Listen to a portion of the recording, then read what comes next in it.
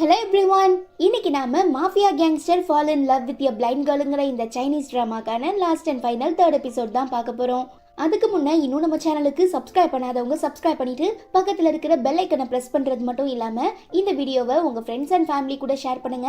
முக்கியமா இந்த ட்ராமா உங்களுக்கு பிடிச்சிருந்ததுன்னா ப்ளூ கலர் ஹார்ட் கமெண்ட் பண்ணுங்க. ஓகே, இப்போ நாம இன்னைக்கான எபிசோட்குள்ள போகலாம்.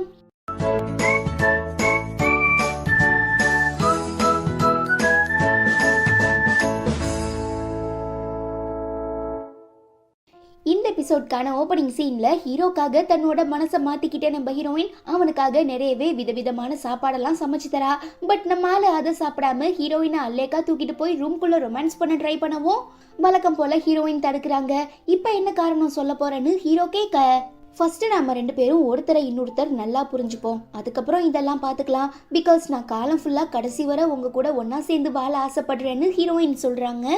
எனக்கு அப்படி இல்லை, பிகாஸ் உன்னால என் குடும்பத்துக்கு ஒரு வாரிசு கிடைக்க போகுது. அந்த ஒரு காரணத்துக்காக தான் இப்போ வரைக்கும் உன்னை என் பக்கத்தில் வச்சிருக்கேனே தவிர உன் மேலே எனக்கு பெருசாக எந்த காதலுமே இல்லைன்னு சொல்லிட்டு ஹீரோ போயிடவும், என்ன இவன் ஒரு நேரம் பாசத்தை பொழிறான், இன்னொரு நேரம் இப்படி ரூடா பேசிட்டு போறான், இவனை நம்பலாமா வேண்டாமான்னு சொல்லி ஹீரோயின் ரொம்ப கன்ஃபியூஸ் ஆகிடுறா. கட் பண்ணா நம்ம ஹீரோவோட ஃப்ரெண்டு, நான் ஒரு ஹை பட்ஜெட் ட்ராமா எடுக்கலான் இருக்கேன், அதுக்கு நீ தான் காஸ்டிங் பண்ணி தரணும்னு சொல்ல நம்மளுமே தன்னோட கம்பெனி சார்பா ஒரு ஆடிஷனுக்காக அனௌன்ஸ் பண்றாரு. இந்த விஷயம் சித்திக்காரிக்கு தெரிய வந்ததும் நிறையவே காசு கொடுத்து ஒரு தப்பான பொண்ணு அனுப்பி நம்ம ஹீரோவை செடியூஸ் பண்ண பாக்குறாங்க. இந்த விஷயம் தெரியாத நம்ம ஹீரோ இவளை வச்சு நம்ம ஹீரோயினை பொறாமப்பட வைக்கணும், ரொம்ப ஜெலஸ் ஆக்கணும், அப்பதான் ஹீரோயின் இன்னும் க்ளோஸா தான் பக்கத்துல வருவான்னு சொல்லி அந்த பொண்ணு கூட ஃப்ளர்ட் பண்ற மாதிரி பேசுறான். ஆனா என்ன, ஹீரோயின் இதை பெருசா கண்டுக்கல. அதே நேரம் இந்த பொண்ணால கண்டிப்பா நம்ம ஹீரோக்கு ஏதோ ஒரு பிரச்சனை வரப்போகுதுங்கிறத புரிஞ்சுக்கிறாங்க. அப்படி இருக்கும்போது தான் நம்மால இந்த பொண்ணை நாம ஹீரோயினா காஸ்டிங் பண்ணலாமான்னு கேட்க, உங்களுக்கு ஓகேனா தாராளமா பண்ணிக்கலான்னு ஹீரோயின் சொல்லிடுறாங்க. ஆனா ஹீரோவால அக்செப்ட் பண்ண முடியல. ஏன் ஹீரோயின் பொறாமப்பட மாட்டேங்கிறா? ஒரு வேலை என்ன உண்மையா லவ் பண்ணலையோ? இல்ல அப்படிலாம் இருக்காது, ஒரு வேலை இருக்குமோன்னு சொல்லி நம்ம ஹீரோ பயங்கரமா கன்ஃபியூஸ் ஆகிடுறான். தென் புதுசா காஸ்ட் பண்ணப்பட்டிருக்க அந்த ஜென்னுங்கிற பொண்ணு நம்ம ஹீரோவை செடியூஸ் பண்றதுக்காக சரக்கு எடுத்துட்டு வரவும் கோவப்படுற நம்மால அதை தள்ளி விட்டுட்டு, எனக்கு சொந்தமான பொருளை வேற யாராவது தொட்டா அது எனக்கு சுத்தமா பிடிக்காதுன்னு கண்ணா பின்னான்னு திட்டி அவளை துரத்தி விட்டுடுறான். ரொம்ப நேரம் ஆகியுமே நம்ம ஹீரோயின் கிட்ட இருந்து எந்த ஒரு மெசேஜும் வரல, காலும் வரல. என்னை பத்தி அவ நினைச்சு பாக்குறாளா இல்லையா, இல்ல நான் அவ புருஷங்கிறதையே மறந்துட்டாளான்னு சொல்லி நம்ம ஹீரோ யோசிக்கும் போது, பாஸ் உங்க ஒய்ஃப் கிளம்பிட்டாங்க, உங்களுக்கு டைம் ஆயிடுச்சுன்னா நீங்களுமே கிளம்புங்க, மத்த எல்லா வேலையும் நான் பாத்துக்கிறேன்னு மேனேஜர் சொல்ல, புருஷங்காரன் நான் இங்க குத்துக்கல்லு மாதிரி உட்கார்ந்துருக்கும் போது அவளுக்கு என்னை பத்தின ஞாபகமே இல்லையா, எப்படி என்னை விட்டுட்டு போலாம், நான் இல்லாம ஏன் தனியா வீட்டுக்கு போனா, என்னால இதை ஏத்துக்கவே முடியலன்னு சொல்லி ஹீரோ ரொம்ப கத்துறான். என்னங்க பாஸ், நீங்க பேசுறதெல்லாம் பார்த்தா நிஜமாவே ஹீரோயினை லவ் பண்ண ஆரம்பிச்சிட்ட மாதிரி தெரியுதுன்னு மேனேஜர் கேட்க, அதெல்லாம் ஒன்றும் இல்லை, நீ தேவையில்லாம கற்பனை பண்ணிக்கிட்டு பெண்ணாத்தாத, எல்லாத்தையும் நான் பாத்துக்கிறேன்னு ஹீரோ சொல்லிடுறாரு. நெக்ஸ்ட் நம்ம ஹீரோயின் வீட்டுக்கு வந்து ரொம்ப நேரம் ஆகியுமே ஹீரோ வராததுனால சாருக்கு என்னாச்சுங்க மேடம்னு பிஏ பொண்ணு கேட்க, ஹீரோவோட ஃப்ரெண்டு ப்ரொடியூஸ் பண்ண போற டிராமாக்கு இன்னைக்கு தான் புதுசா ஒரு பொண்ணை காஸ்டிங் பண்ணோம், அந்த பொண்ணு கிட்ட பேசி பழகிட்டு இருக்காரு போலன்னு சொல்லவும், என்ன நீங்க பேசுறத பார்த்தா ரெண்டு பேருக்கு நடுவுல அஃபேர் இருக்கிற மாதிரி தெரியுதுன்னு பிஏ பொண்ணு கேட்க, இருக்கலாம் இல்லாம கூட இருக்கலாம்னு ஹீரோயின் ரொம்ப கூலா பதில் சொல்றாங்க. ஐயோ அதுக்கெல்லாம் வாய்ப்பே இல்ல, எனக்கு தெரிஞ்ச வரை ஹீரோ நிஜமாவே ரொம்ப நல்ல பையன், என்னதான் ஆளு கொஞ்சம் முரடனா ரகட் பாயா இருந்தாலும் பொண்ணுங்க விஷயத்துல ரொம்ப ரொம்ப பெர்ஃபெக்டான ஆளு. சோ கண்டிப்பா அவரு உங்களுக்கு துரோகம் பண்ணிட்டு வேற ஒரு பொண்ணு கூட அஃபேர்லாம் வச்சுக்க மாட்டாருன்னு அடிச்சு சொல்றா. கட் பண்ணா நம்ம ஹீரோவை செடியூஸ் பண்றதுக்காக வந்திருக்க இந்த ஜென் ஹீரோவை மீட் பண்ண போகும்போது ஒரு ஜேர்னலிஸ்ட் போட்டோ எடுத்துறான். ஆக்சுவலா இவன் அரேஞ்ச் பண்ணதே இந்த பொண்ணு தான். ஸோ அடுத்த நாள் காலையில பிளான் பண்ண மாதிரி நம்ம ஹீரோக்கும் ஜென்னுக்கும் அஃபேர் இருக்குன்னு சொல்லி ஒரு ஆர்டிக்கல் ரிலீஸ் ஆகவும் ஆபீஸ்ல வேலை பார்க்குற எல்லாருமே ஹீரோவை பத்தி கிசு கிசு பேச ஆரம்பிக்கிறாங்க. இந்த விஷயம் ஹீரோயினுக்கு தெரிய வருது, ஆனா நம்ப மாட்டாங்க. அதே நேரம் நம்ம ஹீரோயின் தான் ஹீரோவோட ஒய்ஃபுங்கிற விஷயம் யாருக்கும் தெரியாது. ஜஸ்ட் ஒரு செக்ரட்டரியா தான் இருக்கா போல நினைச்சுக்கிட்டு அந்த ஆபீஸ்ல வேலை பார்க்குற எம்ப்ளாயிஸ் எல்லாம், நீ எப்படியாவது ஹீரோவை பேசி உஷார் பண்ணலான்னு எவ்வளவோ முயற்சி பண்ண, பட் அதுக்குள்ள புதுசா வந்த சென் ஹீரோவை தட்டிட்டு போயிட்டான்னு சொல்லி கலாய்க்கவும் ஹீரோயின் செம்ம கேண்ட் ஆகிடுறாங்க. அப்ப அங்க வர நம்ம ஹீரோ மத்த எல்லா எம்ப்ளாயிஸையும் கண்ணா பின்னான்னு திட்டிட்டு ஹீரோயினை கூட்டிட்டு வந்து, நீ வெளியில பேசிட்டு இருக்க ரூமர்ஸ் எல்லாத்தையும் நம்புறியான்னு கேட்க, நான் அதை நம்பினா என்ன நம்பாட்டி என்ன, நமக்குள்ள பெருசா வேற எதுவும் இல்லல, ஜஸ்ட் கான்ட்ராக்ட் மேரேஜ் பண்ணிருக்கோம் அவ்வளோதான். உண்மை சொல்ல போனோம்னா இந்த குழந்தை பிறந்ததுக்கு அப்புறம் நீங்க யாரோ நான் யாரோ, ஸோ நான் எதை பத்தியும் கேர் பண்ணிக்க போறது இல்ல. அதுக்கு முன்ன நீங்க வேற ஏதாவது முடிவெடுத்தா, இன்கேஸ் நானும் குழந்தையும் வேண்டான்னு முடிவு பண்ணி அந்த ஜென் தான் வேணும்னு நினைச்சீங்கன்னா டைரக்டா என்கிட்ட ஓப்பனா சொல்லிடுங்க, எங்க வாழ்க்கைய நான் பாத்துக்கிறேன்னு ஹீரோயின் சொல்லிடுறாங்க. பாவம் ஹீரோ ரொம்ப மனசுடைஞ்சு போயிடுறாரு. பயங்கரமா அப்செட் ஆன நம்ம ஹீரோயின் கேஃபிடேரியால உட்காந்து ஃபீல் பண்ணும்போது, ஏன் செல்லம் இதுக்காக வருத்தப்படுற, இதுக்கப்புறம் எதை நினைச்சும் ஃபீல் பண்ணாத, அதான் ஹீரோக்கு பதிலா நான் இருக்கல, ஓகேன்னு ஒரு வார்த்தை சொன்னா போதும், நான் உன்னை மகாராணி மாதிரி பாத்துக்கிறேன்னு ஒரு எம்ப்ளாயி பயங்கரமா ஃப்ளர்ட் பண்ணவும், தேவையில்லாம பேசாத, ஒழுங்கா இங்க இருந்து கிளம்புன்னு ஹீரோயின் அவனை அவாய்ட் பண்றாங்க. பட் அவன் தப்பான இன்டென்ஷனோட ஹீரோயின் கிட்ட பேசவும் அதை புரிஞ்சுக்கிட்டு அவன் கிட்ட இருந்து எஸ்கேப் ஆக ட்ரை பண்றாங்க. அப்ப அந்த வழியா நம்ம ஹீரோ கிராஸ் பண்ணும்போது இவன் அப்படியே பிளேட்டை மாத்தி நம்ம ஹீரோயின் தாங்கிட்ட தப்பா நடந்துக்கிற மாதிரி, ஏய் என் பக்கத்துல வராத, தயவு செஞ்சு என்னை விட்டுரு, இதெல்லாம் ரொம்ப தப்பு, ஆபீஸ்ல இப்படிலாம் பண்ணக்கூடாதுன்னு ஏறமாறா கத்த ஆரம்பிச்சிடுறான். பாவம் ஹீரோயினுக்கு ஒண்ணுமே புரியல. இந்த சத்தம் கேட்டு உள்ள வர நம்ம ஹீரோ என்னடா நடக்குது இங்கன்னு கேட்க, பாஸ் ஆஃபீஸில் இந்த பொண்ணு என்கிட்ட தப்பாக நடந்துக்க ட்ரை பண்ணுதுன்னு அவன் கொளுத்தி போடவும் மிரண்டு போன ஹீரோயின் ஹீரோ பக்கத்தில் ஓடி போய் அவன் சொல்கிற எதையும் நம்பாதீங்க, அவன் தான் என்கிட்ட தப்பாக நடந்துக்க முயற்சி பண்ணான்னு சொல்ல, ஓகே நீ போய் வெளியில் வெயிட் பண்ணு, இதோ 5 நிமிஷத்தில் நான் வரேன்னு சொல்கிறேன். நம்ம ஹீரோ ஈவ இறக்கமே காட்டாமல் அவனை போட்டு கும்மாங்குத்தா குத்தி மூக்கு வாயெல்லாம் உடச்சிடுறான். உள்ள அவன் அடி வாங்கிட்டு இருக்க சவுண்டை கேட்டு இந்த ஷென்னுக்கா வேர்த்துருது. என்ன ஃபுல் ஏசி ஓடும்போதே இவ்வளோ ஸ்வெட் ஆகுது, ஏதாவது பயந்துட்டீங்களான்னு ஹீரோயின் கேட்க, அப்படிலாம் எதுவும் இல்லையே, நான் எதுக்காக பயப்படணும்னு அவ கேட்கவும், இல்ல பொதுவாகவே ஹீரோக்கு யாராவது தப்பு பண்ணா தன்னை ஏமாத்தினா சுத்தமா பிடிக்காது, அதனாலதான் உள்ள லெஃப்ட் அண்ட் ரைட் வாங்கிட்டு இருக்காரு. இப்ப அவர் இருக்கிற கோவத்துல வேற யாராவது மாட்டினாங்கன்னா அவ்வளோதான், கைமா போட்டுருவாருன்னு மிரட்டவும் அந்த பொண்ணு பயந்தங்க எழுந்து ஓடிடுறா. அப்புறம் ஹீரோயினை தன்னோட கேபினுக்கு கூட்டிட்டு வந்து, உண்மையை சொல்லு, அந்த கெஃபிடேரியால உங்க 2 பேருக்கு நடுவுல என்ன நடந்துச்சுன்னு கேட்க, அப்ப நான் சொல்ற எதையும் நீங்க நம்ப மாட்டீங்களா, என் மேல உங்களுக்கு நம்பிக்கை இல்லையான்னு ஹீரோயின் திரும்ப கேட்கவும், நீ சொல்லலைன்னா எனக்கு எதுவும் தெரியாதுன்னு மட்டும் நினைக்காத, நான் சிசிடிவி ஃபுட்டேஜில் பார்த்துக்கிறேன்னு சொல்லி நம்ம ஹீரோ செக் பண்ணா ஹீரோயின் சொன்ன மாதிரி தான் அங்கே எல்லாமே நடந்திருக்கு. ஸோ பதில் பேச முடியாம நம்ம ஹீரோ அமைதியாகிறவும், ச்சே இத்தனை நாளா நான் உனக்கு உண்மையா நேர்மையா இருந்த எல்லாமே வீணா போயிடுச்சு, ஒரு செகண்ட்ல நீ என்ன தப்பான பொண்ணு தப்பான கேரக்டர்னு நினைச்சிட்டீல, இதுக்கப்புறம் நான் உன் கூட இருக்கவே மாட்டேன், என்னை இதோட விட்டுரு, நான் நம்ம கான்ட்ராக்ட் மேரேஜை கேன்சல் பண்ண போறேன்னு சொல்லிட்டு ஹீரோயின் கிளம்பி கோவமா வீட்டுக்கு வந்து, இதுக்கப்புறம் என்னால ஹீரோ கூட ஒரு நிமிஷம் வாழ முடியாதுன்னு சொல்லி தன்னோட திங்ஸ் எல்லாம் பேக் பண்ணிட்டு கிளம்புறாங்க.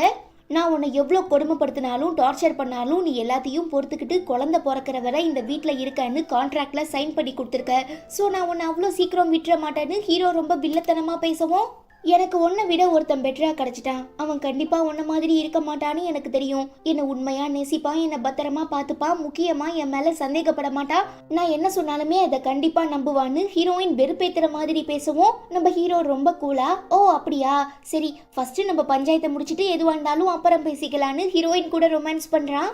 ஒரு வழியா இவங்க 2 பேருக்கு நடுவுல இருந்த எல்லா பிரச்சனைகளும் ரொம்ப சுமூகமா ஸ்மூத்தா முடிஞ்சிருது. ஆனா என்ன, அந்த ஷென் பொண்ணு ஹீரோ சித்தியோட பேச்சை கேட்டுக்கிட்டு ஹீரோ கம்பெனியோட இன்னொரு ஷேர் ஹோல்டர் கூட சேர்ந்து ஹீரோ என்ன அபியூஸ் பண்ணிட்டான், என்கிட்ட தப்பா நடந்துக்கிட்டான்னு சொல்லி கேஸ் கொடுத்துறவும், அடுத்த நாள் ஆபீஸ்ல எல்லாரும் ஹீரோவை பத்தி ரொம்ப தப்பு தப்பா பேசுறாங்க. ஹீரோயினால இதை கேட்டுட்டு சும்மா இருக்க முடியல. ஒருத்தரை பத்தி உண்மை என்னங்கிறது தெரியாம தேவையில்லாம பேசிட்டு இருக்காதீங்கன்னு ஆர்கியூ பண்ணும்போது, ஒருவேளை ஹீரோ மேல தப்பில்லைன்னா எதுக்காக அவர் தலைமறைவாகணும், இந்த நியூஸ் எப்போ வெளியில வந்துச்சோ அப்போத்துல இருந்து ஹீரோவை காணும், போலீஸ்ல இருந்து மீடியால இருந்து எல்லாருமே ஹீரோவை தேடிட்டு இருக்காங்கன்னு சொல்ல, ஹீரோ எங்க போயிருப்பான்னு தெரியாம ஹீரோயின் யோசிக்கிறா. ஈவன் பிஏவுமே, ஆமா மேடம், நானும் எனக்கு தெரிஞ்ச எல்லா இடத்துலையும் ஹீரோ அடிக்கடி போற எல்லா ஸ்பாட்டுக்கும் போய் செக் பண்ணி பார்த்துட்டேன், ஹீரோவை என்னால கண்டுபிடிக்க முடியலன்னு சொல்ல, நம்மால் இப்ப ஏதோ ஒரு பிரச்சனையில மாட்டிக்கிட்டாருங்கிறத ஹீரோயின் புரிஞ்சுக்கிறாங்க. கட் பண்ணா நம்ம ஹீரோ சித்தியோட அடியாளுங்க அவனை கடத்தி வச்சுக்கிட்டு, உன்னோட ரெப்புடேஷனும் உன்னோட கம்பெனி ஷேர்ஸ் எல்லாமே டோட்டலா டவுன் ஆகி உன் வாழ்க்கை கேள்விக்குறி ஆனதுக்கு அப்புறம் தான் நான் உங்களை விடுவேன்னு சொல்ல, இப்போ தன்னோட சிச்சுவேஷன் எப்படி இருக்குங்கிறத நல்லா புரிஞ்சுக்கிற நம்ம ஹீரோ, நாம இப்போ இதுல இருந்து தப்பிச்சு வெளியில போனா மட்டும்தான் நம்ம நல்ல பேரையும் கம்பெனியையும் காப்பாற்ற முடியுங்கிறத உணர்ந்து ரொம்ப கஷ்டப்பட்டு போராடி அவங்க 2 பேர் கூடயும் பயங்கரமா சண்டை போட்டு அங்கேருந்து எஸ்கேப் ஆகிடுறான். பட் அதுக்குள்ள இந்த ஷென்னும் அந்த இன்னொரு ஷேர் ஹோல்டரும் சேர்ந்து நம்ம ஹீரோவோட கேரக்டரை அசாசினேட் பண்றதுக்காக ஹீரோயினை ரொம்ப வலுக்கட்டாயமா ஃபோர்ஸ் பண்ணி அபியூஸ் பண்ணாரு. இதனால நான் பிசிக்கலி மென்டலி ரொம்ப பாதிக்கப்பட்டிருக்கேன், என்ன மாதிரி இன்னொரு பொண்ணு கஷ்டப்படக்கூடாதுன்னா ஹீரோவை நாம அரெஸ்ட் பண்ண சொல்லணும், அவனை ஜெயிலுக்கு அனுப்பணும்னு அவனை பத்தி தப்பு தப்பா பேசுறதை கேட்டு தாங்கிக்க முடியாத நம்ம ஹீரோயின், ஹீரோ ஒன்னும் அப்படி பண்ற ஆளு கிடையாது, அவர் நிஜமாவே ரொம்ப நல்ல மனுஷன், கண்டிப்பா இப்படி ஒரு காரியத்தை பண்ணிருக்க மாட்டாரு, எனக்கு அவரை பத்தி நல்லா தெரியும்னு ஹீரோயின் எல்லா மீடியா பீப்புள்ஸ் முன்னால சொல்லிடவும், அப்போ உங்களுக்கும் ஹீரோக்கும் என்ன சம்மந்தம்னு கேட்டுடுறாங்க. பாவம் என்ன பதில் சொல்றதுன்னு தெரியாம ஹீரோயின் முடிக்கும் போது, அவ என்னோட ஒய்ஃப் தான்னு ஒரு குரல் கேக்குது. யாருன்னு பார்த்தா நம்ம ஹீரோ.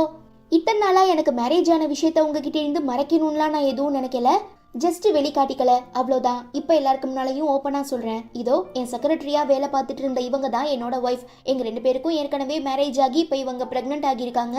இன்னும் கொஞ்ச நாளையில எங்களுக்கு ஒரு அழகான குழந்தை பிறக்க போகுதுன்னு ஹீரோ சொல்ல, அதான் உங்க பர்சனல் லைஃப் நல்லா இருக்கல, அப்புறம் எதுக்காக இந்த பொண்ணை அபியூஸ் பண்ணீங்கன்னு மீடியா பீப்புள்ஸ் எல்லாம் கேட்கவும், நான் அந்த பொண்ணுக்கிட்ட அப்படி நடந்துகிட்டேங்கிறதுக்கு ஏதாவது எவிடன்ஸ் இருக்கான்னு ஹீரோ திரும்ப கொஸ்டின் கேட்கறான்.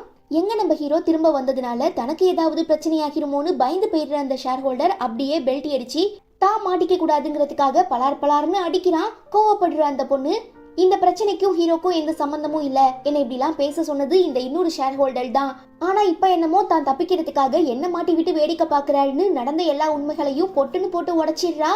அப்புறம் என்ன, எல்லாரும் நம்ம ஹீரோவை விட்டுட்டு அந்த ஷேர் ஹோல்டரை லாக் பண்ணிடுறாங்க. ஒரு நல்ல மனுஷன் மேல தேவையில்லாத பொய்ப்பழி போட்டு அவனை சமூகத்துக்கு முன்னால அவமானப்படுத்தினாங்கிற கேஸ்ல இவங்க 2 பேரையும் உள்ள அனுப்பிடுறாங்க. ஹபாடா, ஒரு வழியா எல்லா பிரச்சனையும் முடிஞ்சிருச்சு. இதுக்கப்புறம் நம்ம 2 பேரும் சந்தோஷமா வாழலான்னு நம்ம ஆளுங்க ஆரம்பிக்கும் போது ஹீரோவோட பிஏ கால் பண்ணி, பாஸ் ஒரு பெரிய பிரச்சனை, சீக்கிரமா வாங்கன்னு சொல்ல ஹீரோ பதறிடுறான். என்ன ஆச்சுன்னு ஹீரோயின் கேட்கும்போது, ஒரு முக்கியமான விஷயம், போயிட்டு வந்துடுறேன்னு சொல்லி பார்த்தா ஹீரோ அம்மாக்கு சொந்தமான எல்லா பொருட்களையும் சித்திக்காரி அடிச்சு உடைச்சது மட்டும் இல்லாம நம்ம ஹீரோ பொக்கிஷமா பாதுகாத்துட்டு இருந்த அம்மாவோட அஸ்தியை ஆட்டைய போட்டுட்டு போயிருக்கா. எப்படி அதை வாங்குறதுன்னு தெரியாம நம்ம ஹீரோ ரொம்ப கோவத்துல இருக்கும்போது சித்தியே கால் பண்ணி, நான் விரிச்ச எல்லா வலையிலேருந்தும் நீ தப்பிச்சிருக்கலாம், பட் பாசங்கிற வலையிலேருந்து கண்டிப்பா உன்னால தப்பிச்சு வெளியிலேயே போக முடியாது. நான் உன் அம்மாவோட ஆஸ்தியை தூக்குனதுக்கே இப்படி பதறியே, அடுத்து என்னோட டார்கெட் உன் ஆருயிர் காதலி பொண்டாட்டியும் உன் அன்பான குழந்தையும் தான். என்னதான் உன் குழந்தை இன்னும் பிறக்கலைனாலும் ஹீரோயினை தூக்குனா போதும், அதுவுமே காலி ஆகிரும்னு சித்தி வில்லங்கமா பேசவும் ஹீரோ ரொம்ப பயப்படுறான். பரவாயில்லையே, பொண்டாட்டி புள்ள மேல ரொம்ப பாசமா இருக்க போல, சரி நான் கடைசியா உனக்கு ஒரே ஒரு சான்ஸ் தரேன். நான் அவங்க 2 பேரையும் எதுவும் பண்ணாம உன் அம்மாவோட ஆஸ்தியை திரும்ப கொடுக்கணும்னா அதுக்கு நீ உன் கம்பெனி ஷேர்ஸ் எல்லாத்தையும் என் பேர்ல எழுதி வைக்கிறது மட்டும் இல்லாம இந்த குடும்பத்தை விட்டே இந்த ஊரை விட்டே போயிடணும். என்ன இந்த டீலுக்கு ஓகேவா இருந்தா உடனே கிளம்பி வந்து என்னை இந்த இடத்துல மீட் பண்ணுன்னு சொல்லி அட்ரஸ் தராங்க.